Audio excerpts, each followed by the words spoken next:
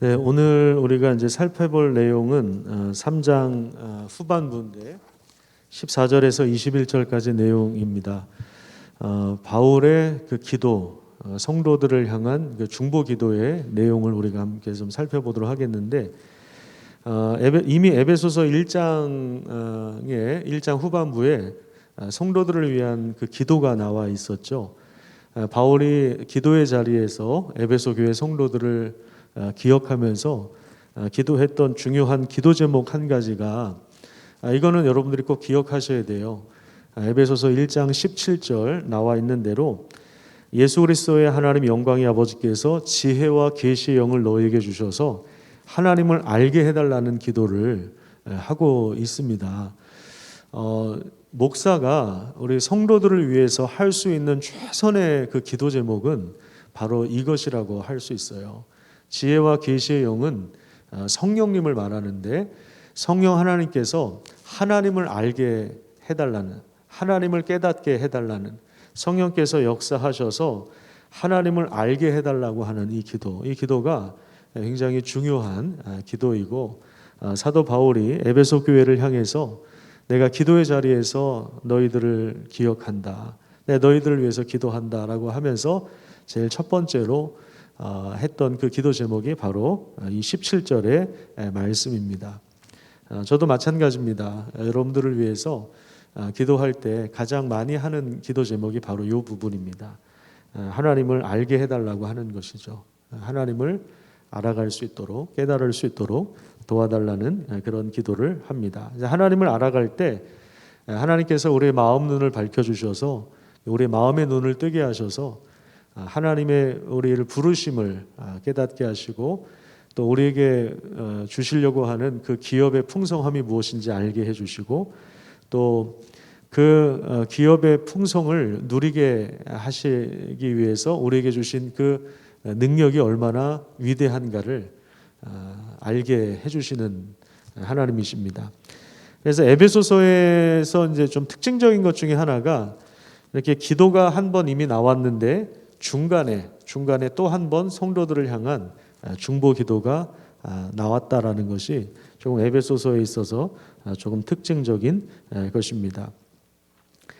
우리가 이제 지난주에 무슨 이야기를 했냐면 3장 1절부터 13절까지 말씀을 보면서 3장 1절에 갇혀 있다, 이제 이런 이야기를 했죠. 사도 바울이 지금 감옥에 갇혀 있는데, 감옥에 갇혀 있으면 얼마나 어렵습니까? 우리가 누군가의 강제에 의해서, 그 무력에 의해서 우리가 어떤 그 장소, 제한된 장소에 갇혀 있다면 모든 것이 다 막혀 있는 그런 상황이잖아요. 그리고 13절에 보면 내가 당한 여러 환난에 대하여 낙심하지 말아라. 성도들이 사역자인 바울을 걱정할 만큼 바울은 여러 환난 가운데, 그리고 지금 또 갇혀 있는 상황 가운데 있는데, 너희가 지금 나를 걱정할 때가 아니다. 나는 괜찮다. 나는 잘 지내고 있다. 근데 그 이유가 무엇인가 하면, 이제 조금 있으면은 감옥 생활에서 풀려나기 때문이 아니라 하나님께서 교회를 통해서 알려주신 그 하늘에 속한 그 신령한 복, 창세전부터 예비하신 그 구원의 은혜가 얼마나 큰가, 이것을 알고 있기 때문에, 그것이 전에는 비밀이었어요. 그러니까 감추어져 있었는데 이제는 계시의 말씀으로 말미암아 하나님이 교회 가운데 이것을, 진리를 확 드러내 주셔서 하나님께서 우주 만물을 창조하실 뿐만 아니라 우주 만물을 어떻게 회복하고 계시는가, 이 부분들을 지금 에베소서 1장부터 3장까지 쭉 이야기하면서 이 비밀, 이 진리를 내가 가지고 있기 때문에 나는 낙심하지 않는다, 그렇게 고백을 하고 있고, 또 오늘 본문 이제 14절부터 21절까지는 성도들을 위해서 다시 기도하는, 하나님 앞에 무릎을 꿇고 기도하는 바울의 그런 모습이 나와 있습니다.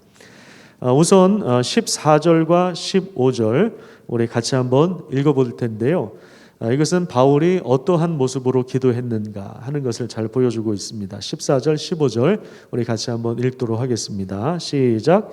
이러므로 내가 하늘과 땅에 있는 각 족속에게 이름을 주신 아버지 앞에 무릎을 꿇고 비노니.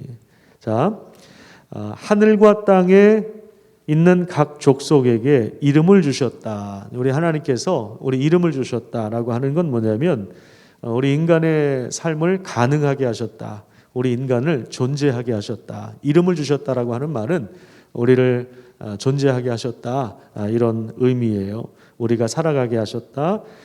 그 하나님, 창조주 하나님 앞에 어떻게 기도한다고 합니까? 사도 바울은 무릎을 꿇고 기도한다. 이 부분이 오늘날 우리 현대 그리스도인들이 좀 가장 잃어버린 부분이 아닐까. 성경부를 준비하면서 그런 생각을 해봤습니다. 요즘에는 어떻게 합니까? 장의자에 앉아서 좀 편하게 앉아서 기도하잖아요. 그죠? 그래서 저도 조금 이게 회개할 부분이긴 한데, 저도 이제 새벽 기도할 때 요즘에는 이제 제가 원래 박금옥 권사님 계신 그 자리가 원래 제 자리거든요. 근데 새벽 기도할 때는 요즘에 여기서 해요. 좀 나름 거리두기를 한다고 이쪽에서 이제 기도를 하는데, 사실은 이제 무릎을 꿇고 목사가 기도를 해야죠. 그런데 이제 무릎을 꿇고 기도하면 양복을 버리게 되어 있어요. 아시잖아요, 양복이 얼마나 비싼지. 그래서 그래서 양복이 아까워서 그냥 앉아서 기도했는데, 이제는 그 조금 나도 뭐 매번은 힘들겠지만 무릎을 꿇는 훈련을 좀 해야 되겠구나. 오히려 예전에 20대 초반에는 무릎을 꿇고 기도를 많이 했던 것 같아요. 이 장의자에 있어도 무릎을 꿇었던 그 기억이 많이 나는데, 그래서 예전에는 제가 여기 방석 갖다 놓고 무릎을 꿇고 기도를 하긴 했었거든요. 예전에 여러분들은 안 보이실 거예요. 여기 강대상에 숨어서 기도를 했기 때문에 잘 안 보이실 텐데, 요즘에는 이제 무릎 꿇고 기도하는 것을 좀 잃어버렸습니다.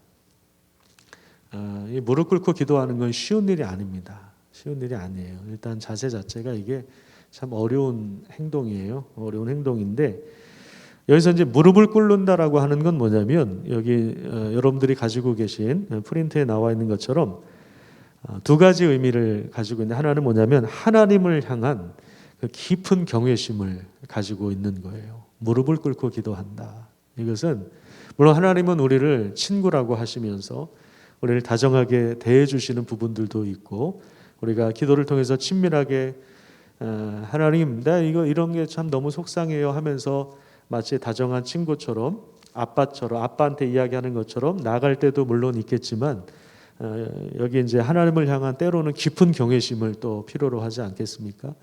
왜냐하면 천지 만물을 창조하신 하나님이시고 감히 우리가 범접할 수 없는 분이신데, 때로는 이런 깊은 경외심을 우리가 잃어버리는 것이 아닐까, 이런 생각을 하게 됩니다.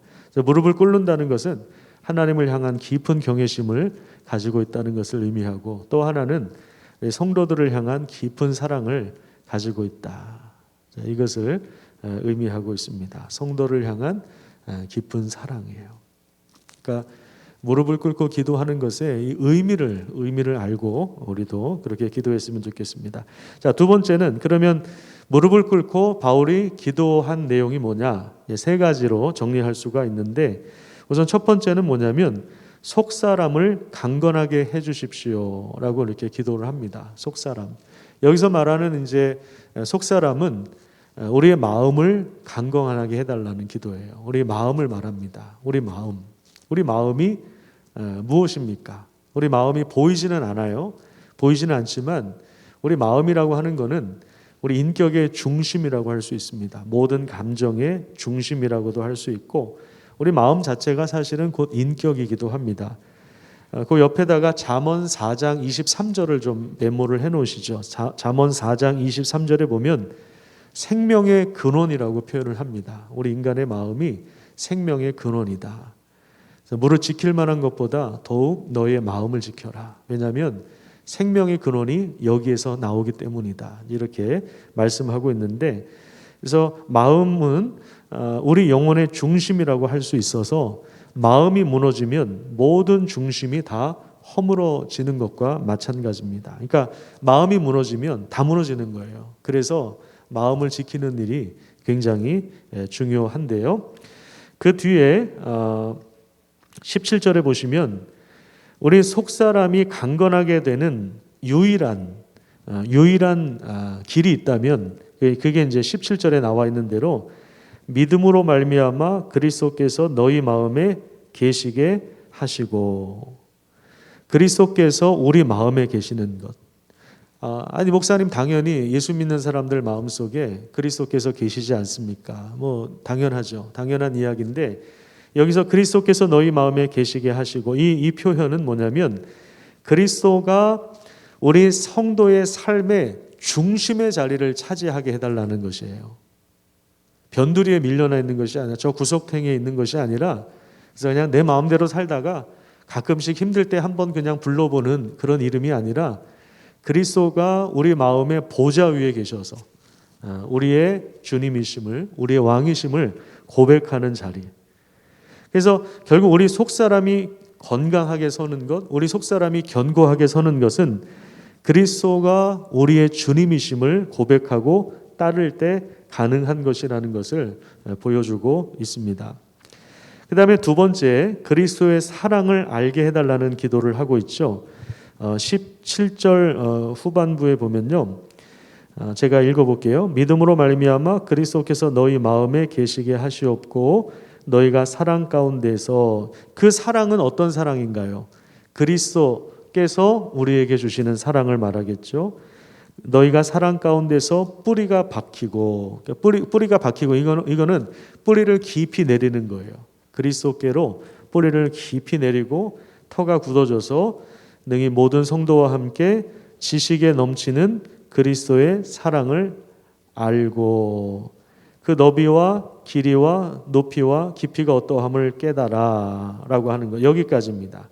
자, 하나씩 좀 살펴보면요, 18절에 보면 지식에 넘치는 이라고 하는 표현이 나와 있죠. 지식에 넘치는. 그래서 조금 번역이 애매한데요, 지식에 넘치는 이 표현은 인간의 지식을 넘어선다 이 말이에요. 인간의 지식을 넘어선다. 그 여기 가로 돼 있는 부분 있죠. 인간의 지식을 초월하는, 이런, 인간의 지식을 초월하는, 거기 초월이라고 쓰시면 돼요. 인간의 지식을 넘어서는 거예요. 그리스도의 사랑은 우리 인간의 지적인 능력으로 다 가늠할 수 있는 사랑이 아니에요. 그래서 이것을 네 가지로 사도 바울이 표현하고 있는데, 19절에 보면 너비, 그 다음에 길이, 그 다음에 높이와 깊이, 이 네 가지로 이것을 입체적으로 그리스도의 사랑이 얼마나 풍성한지를 표현하고 있는데, 존 스토트라고 하는 목사님이 이것을 이렇게 표현을 하셨어요. 그리스도의 사랑은 첫 번째로 넓다. 어느 정도로 넓으냐? 모든 인류를 포함할 정도로 충분히 넓다라는 거예요. 충분히 넓다. 그 다음에 두 번째로 그리스도의 사랑은 길다, 이제 이렇게 표현을 하는데, 어느 정도로 기냐? 영원토록 계속될 만큼 충분히 길다. 그 다음에 세 번째로 깊다고 이야기하는데, 어느 정도로 깊냐? 가장 타락한 죄인에게 도달할 수 있을 정도로 충분히 깊다. 그리고 네 번째로 높은데, 그리스도의 사랑이 높다고 하는데 어느 정도로 높으냐? 그늘 하늘 보좌로 들어 올릴 만큼 충분히 높다. 그리스도께서 부활하신 후에 승천하시고 하나님 보좌 우편에 앉아 계시는데, 자, 에베소서 2장 6절을 보세요. 2장 6절에 보시면 허물로 죽은 우리를 그리스도와 함께 살리셨을 뿐만 아니라 함께 일으키셨다고 말씀하고 있죠. 2장 6절을 여러분 직접 확인해 보세요. 이게 정말 놀라운 사건이에요. 우리가 그냥 부활주의를 지키는 게 중요한 게 아닙니다. 우리는 부활절을 지키는 사람이 아니라 예수님이 부활하셨다는 것을 믿음으로 받아들인 사람들입니다. 이게 실제로 어떤 일이 일어나느냐면 2장 6절에 나와 있는 대로 함께 일으키사, 그러니까 예수님께서 죽은 자리에서 함께 일으키심을 받았을 때, 부활했을 때 우리도 함께 일으키심을 받아서 그리스도 예수 안에서 함께 하늘에 앉으셨다, 이렇게 이야기하고 있어요. 그러니까 우리 이게 영적인 신분을 이야기하고 있는 거예요. 원래는 본질상 진노의 자식들이었어요. 하나님의 심판을 받을 수밖에 없는 본질상 진노의 자식들이었는데 그리스도 예수 안에서 함께 하늘에 앉히셨어요. 그러니까 그리스도의 사랑이 얼마나 높은지 가장 밑바닥에 있었던 죄인을 하늘로 올릴 만큼 충분히 높다. 넓고 깊고 길고 높은, 이것이 바로 그리스도의 사랑이에요. 그래서 우리가 그리스도의 사랑을 언제 깨달을 수 있느냐? 그리스도께서 우리 마음에 계실 때, 그리스도께서 우리 마음에 계실 때. 이게 뭐예요? 그리스도가 우리의 주님이심을 고백할 때, 그리스도의 통치는 우리 안에서 점점 확장되기 시작합니다. 그래서 그리스도의 사랑의 너비와 길이와 높이와 깊이를 입체적으로 깨닫게 됩니다. 그래서 이것은 인간의 지식이나 인간의 IQ나 이해력을 넘어서는 일입니다. 인간의 지식을 초월하는. 그래서 아까 이제 말씀드린 것처럼 3장 18절에 나온 대로 지식에 넘친다. 이 표현이 인간의 지식을 초월한다. 인간의 지식을 넘어선다. 이렇게 이해를 하셔야 이게 좀 자연스럽게 해석이 됩니다. 인간의 지식을 넘어서는 그리스도의 사랑을 알고, 그 너비는 넓이를 말하는 거예요. 너비, 길이, 높이, 깊이가 어떠함을 깨달아. 이것이 이제 두 번째 기도 제목이에요. 그리스도의 사랑을, 이런 엄청난 이 사랑을 깨닫게 해 주십시오. 그런데 이건 인간의 지식과 이해력을 넘어서는 일이기 때문에 하나님의 은혜로만, 하나님의 능력으로만 이것을 깨달을 수 있다는 거예요. 이 사랑을 깨달을 때 어떤 현상이 일어나느냐? 우리도 실제로 이웃들을 사랑할 수가 있는 거예요. 우리 인간의 실력으로는 이건 도저히 불가능한 것입니다. 그래서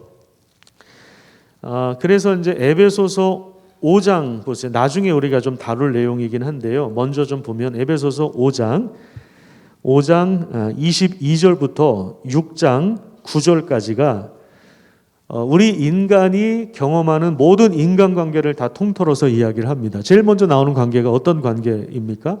부부관계입니다. 그 다음에 6장 1절부터 보면 자녀와 부모와의 관계. 그 다음에 세 번째는 종과 상전의 관계. 이 세 가지는 우리 인간이 살면서 경험하는 모든 인간관계를 통틀어서 이야기하고 있는데, 이 관계 속에서 우리가 실제로 사랑을 하면서 살아갈 수 있는 것은 그 그리스도의 사랑을 깨달아 알 때 가능하다라는 거예요. 그래서 이것을 놓고 사도 바울이 기도하고 있는 거예요.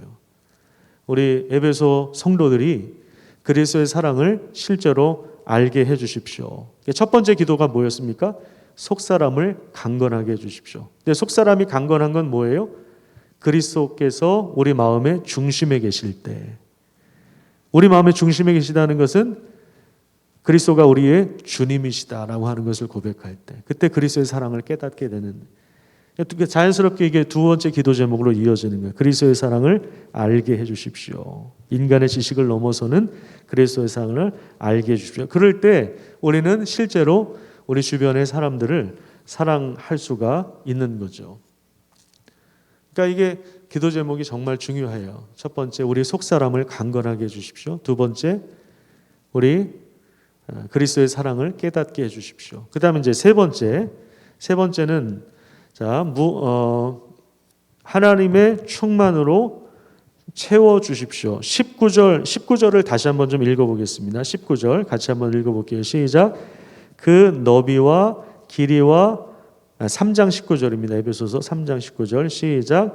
그 너비와 길이와 높이와 깊이가 어떠함을 깨달아 하나님의 모든 충만하신 것으로 너희에게 충만하게 하시기를 구하노라. 이게 세 번째 기도입니다. 하나님의 충만으로 우리도 충만해지는 것. 그러면 하나님의 모든 충만은 뭐냐? 하나님의 완전함을 말하는 것입니다. 하나님의 임재와 영광을 통해서 보여주시는 그 완전함, 하나님의 그 능력, 하나님의 모든 그 충만한 것으로, 여기서 이제 우리말 성경에서는 것으로 이렇게 번역을 했는데, 것으로라고 이제 번역한 이 단어가 원래 의미는 그 정도까지, 그 수준까지, 그러니까 어떤 그 목적을 향해서 움직이는 것을 뜻하는 거예요. 그러니까 하나님의 그 충만한 그 수준까지, 그 정도까지, 거기가 이제 목적이라는 거죠. 그 목적을 향해서 이렇게 움직여가는. 그러니까 이 단어가 굉장히 살아있는 역동적인 단어입니다. 역동적인 단어예요. 그래서 이 기도는 정말 놀라운 기도인데, 왜냐하면 하나님의 완전한 수준에까지 이르게 해달라는 그런 기도입니다. 특별히 에베소서 4장 13절을 보세요. 이건 이제 다음 주에 우리가 배울 내용인데, 에베소서 4장 13절에 보면 우리가 다 하나님의 아들을 믿는 것과 아는 일에 하나가 되어 온전한 사람을 이루어 그리스도의 장성한 분량이 충만한 데까지 이르리니. 이게 같은 말입니다. 그리스도의 그 충만한 지점, 그리스도의 충만한 것으로 충만하게 되는 지점. 또 15절에 보면 범사에 그에게까지 자랄지라. 그에게까지, 예수 그리스도의 충만, 거기까지 우리가 성장하고 성숙해질 것을 요구하고 있습니다. 그 다음에 이제 마태복음 5장 48절에 보면 하나님의 온전한 것으로, 하나님의 완전한 것으로 너희가 완전해져라, 이렇게 우리에게 요구하고 있습니다. 우리 아버지 하나님께서 온전하신 것처럼 우리도 온전한 삶을 살기를 원하시는 거예요.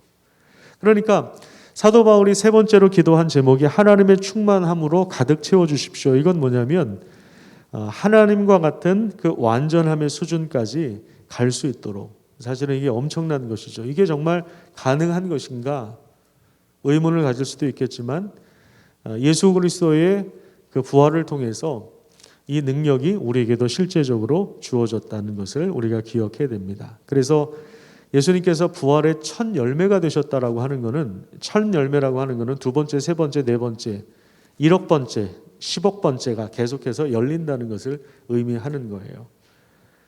자, 그런데 여기서 이제 우리가 기억해야 될 건 뭐냐면 하나님과 같아진다. 그러니까 하나님과 동등해진다.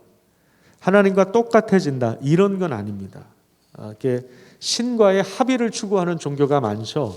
그런 의미가 아니라 하나님의 영원성, 하나님의 불변성, 하나님의 편재하심. 편재는 뭡니까? 하나님이 어디나 계시는.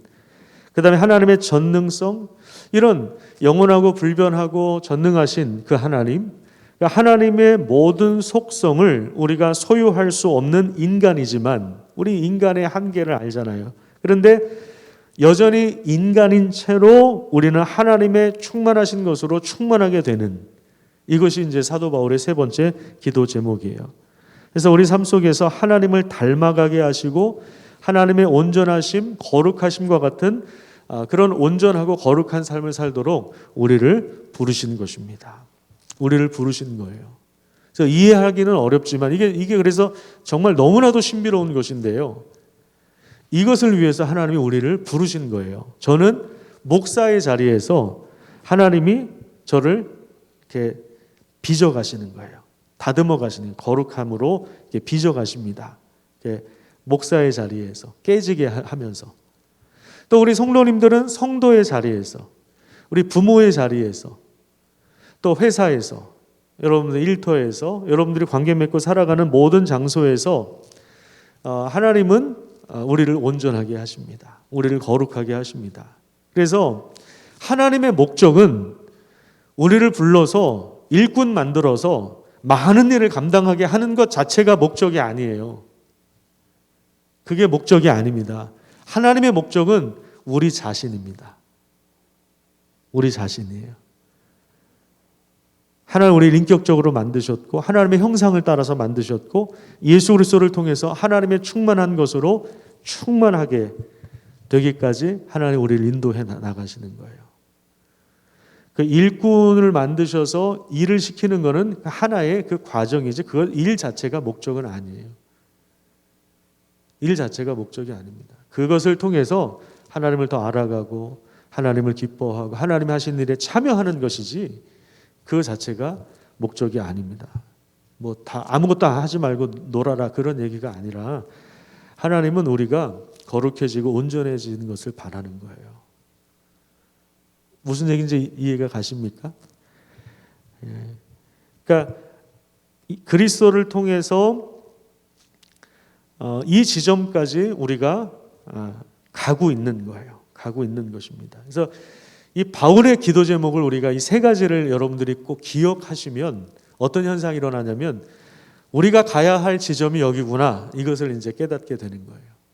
우리 속사람이 강건하게 되는 것, 그 다음에 두 번째 그리스도의 사랑을, 그 풍성한 사랑을 깨닫는 것, 그 다음에 하나님의 충만하심으로 충만하게 되는 것. 이것이 하나님이 우리에게 요구하시는 지점이구나. 사도 바울이 이것을 세 가지를 놓고 기도하고 있는 것입니다. 그 다음에 마지막은 3장 20절 21절 우리 같이 한번 좀 읽어보도록 하겠습니다. 20절 21절 같이 한번 읽어볼게요. 이거는 이제 하나님께 드리는 영광송이라고 할 수 있습니다. 송영이라고 보통 하죠. 영광을 하나님 앞에 올려드리는, 이게 송영이라고 하는데 20절 21절 같이 읽어보겠습니다. 시작. 우리 가운데서 역사하시는 능력대로 우리가 구하거나 생각하는 모든 것에 더 넘치도록 능히 하실 이에게 교회 안에서와 그리스도 예수 안에서 영광이 대대로 영원 무궁하기를 원하노라. 아멘. 자, 여기 보면 더 넘치도록라고 하는, 더 넘치도록, 훨씬 더 풍성하게, 우리가 구하거나 우리가 생각하는 모든 것보다 훨씬 더 넘치게, 훨씬 더 풍성하게, 우리가 기도했던 것보다 훨씬 더 풍성하게 하나님은 응답하시는데, 자, 이것이 어디에서 이루어가느냐? 교회 안에서와 그리스도 예수 안에서. 특별히 그리스도 예수 안에서를 먼저 이야기하지 않고 그 앞에 교회 안에서라고 이야기하는 것은 교회가 그래서 참 중요하다라고 하는 것을 이제 일부러 좀 강조하는 것처럼 보입니다. 실제로 교회가 중요하다. 그리스도 안에보다 먼저 나와서 교회가 얼마나 중요해요. 교회를 통해서 하나님은 우리가 함께 기도하는 것보다 훨씬 더 넘치게 역사하세요. 넘치도록 역사하십니다. 실제로 그리스도 안에서, 교회 안에서 이것을 이루어 가시는 거예요. 교회 안에서와 그리스도 예수 안에서 영광이 대대로 영원 무궁하기를 원하노라. 기도의 마지막은 바로 이 송영입니다. 영광을 하나님 앞에 올려드리는 것. 그 영광을 내가 취하는 것이 아니라 그 영광을 주셨지만 우리에게 이 엄청난 은혜를 주신 하나님께 다시 감사를 고백하는 것, 영광을 올려드리는 것. 이것이 바로 이게 예배죠. 사실은 예배죠. 하나님을 정말 소망하는 예배죠. 하나님 그분을 정말 사랑하는 예배. 기도도 마찬가지입니다. 우리 이야기만 실컷 하고 그냥 일어서는 그런 것이 아니라 우리 기도 가운데 함께 하시는 그 하나님께 찬양으로 마무리할 수 있는, 그것이 사실은 기도에 있어서 굉장히 중요한 요소입니다. 바울의 기도 제목을, 우리 세 가지를 여러분들이 기억하시고요. 여러분들이 목장 식구들을 위해서 기도할 때, 또 우리 자녀들을 위해서 기도할 때 이것을 놓고 기도하시면 좋겠습니다. 하나님, 우리 자녀 누구누구, 우리 목장 식구 누구누구에게 함께 하셔서 그 속사람을 강건하게 해주십시오. 그 마음이 요즘에 무너지는 사람들이 얼마나 많이 있습니까? 그죠? 마음 다치고, 마음 무너지고, 마음이 병들고, 또 마음이 정말 뒤틀려 있고, 이런 사람들이 얼마나 많은지 몰라요. 겉은 멀쩡하거든요. 그런데 속은 다 뭉그러져 있는 이런 사람들이 얼마나 많은지 몰라요. 그 속사람을 건강하게 세워주시고, 그리고 그리스도의 사랑이 풍성하게 임할 수 있도록, 그것을 깨달을 수 있도록 그 중심에 그리스도께서 계시도록 기도하시고, 하나님의 충만하심으로 충만하게 될 수 있도록 그렇게 기도할 수 있는 그런 삶을 살아가시기를 축복합니다. 기도하겠습니다.